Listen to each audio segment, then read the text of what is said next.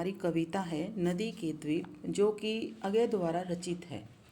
इसमें कवि ने नदी की धारा, द्वीप और भूखंड के प्रतीकों के माध्यम से व्यक्ति, समाज और जीवन प्रवाह के पारस्परिक संबंधों को उजागर किया है। इसमें कवि कहते हैं कि हम नदी के द्वीप हैं। हम नहीं कहते कि हमको छोड़कर स्रोत सिवनी बह जाए।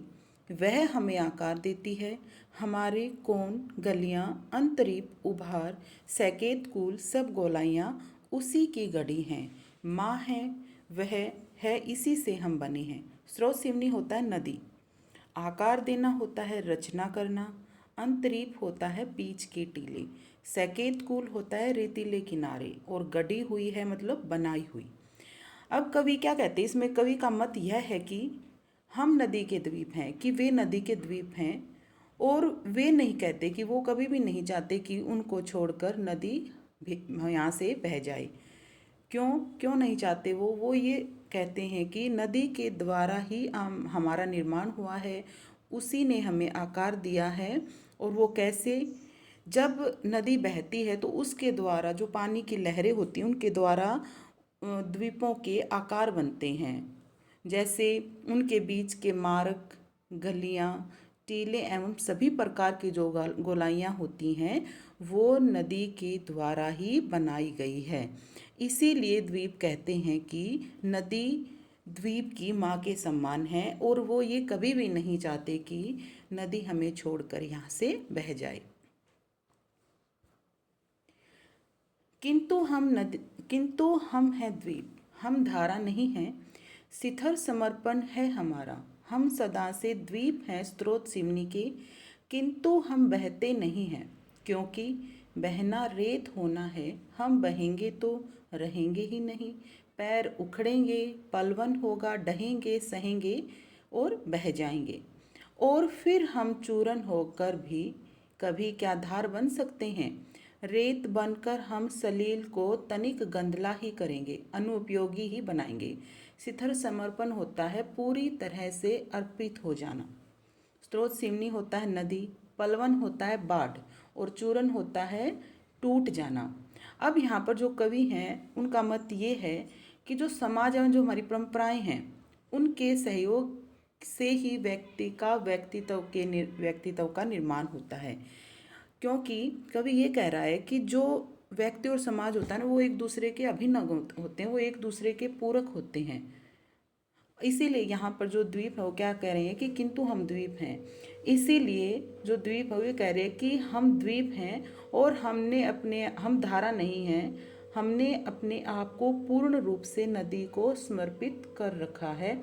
इसीलिए हम हमेशा से ही नदी के द्वीप हैं, और हम ये बिल्कुल भी नहीं चाहते कि हमें जो नदी है वो छोड़कर बह जाए। इसीलिए वो कहते हैं कि किंतु हम बहते नहीं, क्योंकि बहना रेत होना है। इसीलिए द्वीप क्या कह रहे हैं कि द्वीप जो होता है वो कभी भी नहीं बहता। अगर वो जिस दिन बह जाएगा उसी दिन उसका अस्तित्व खत्म हो जाएगा, और यदि द्वीप बह जाएगा तो वो रेत बन जाएगा। फिर क्या कह रहे हैं कि जिस दिन द्वीप बह जाएगा वो रहेगा ही नहीं, मतलब वो पूर्ण रूप से खत्म हो जाएगा।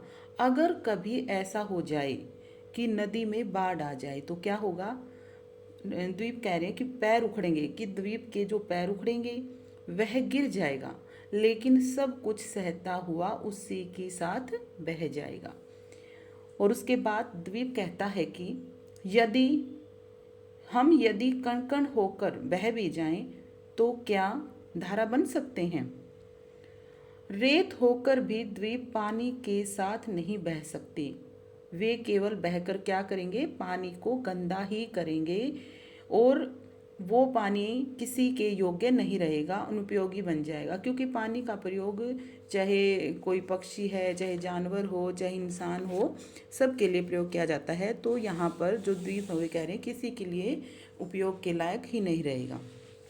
फिर आगे आता है द्वीप है हम, यह नहीं है शाप, यह अपनी नियति है। हम नदी के पुत्र हैं, बैठे नदी की क्रोड़ में। वह वृत्त भूखंड से हमको मिलाती है, और वह भूखंड अपना पित्र है। नदी तुम बहती चलो, भूखंड से जो दाय हमको मिला है मिलता रहा है, मांझती संस्कार देती चलो, यदि ऐसा कभी हो। शाप होता है अनिष्ट, नियति होता है भाग्य, क्रोध होता है गोद, वृद्ध होता है मतलब विशाल, भूखंड होता है पृथ्वी या धरती, दाय होता है संपत्ति।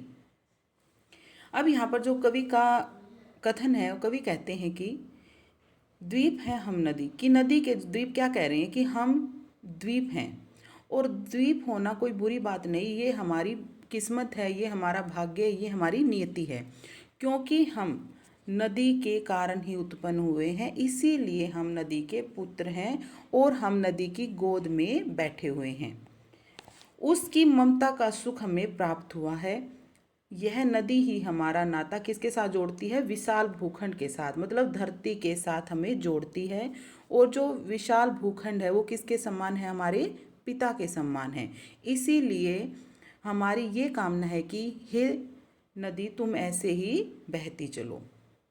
अब जो द्वीप हैं वो पुनः कहते हैं नदी को संबोधित करते हुए कि भूखंड से जो दाय हमको मिला है मिलता रहा है, मांझती संस्कार देती चलो, यदि ऐसा कभी हो कि इस भूमि से हमें जो संपत्ति विरासत में मिली है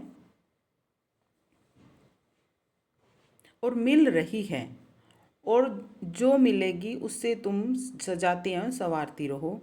हे नदी, कभी ऐसा हो जाए कि तुम अपनी मस्ती में अपनी इच्छावश हमारे ऊपर अत्याचार करने लगो, तो सारी सीमाओं को तोड़ डालो, तो वो भी हमें स्वीकार है। आशा है हमें आपको आज की जो कविता है वो समझ आ गई होगी। धन्यवाद।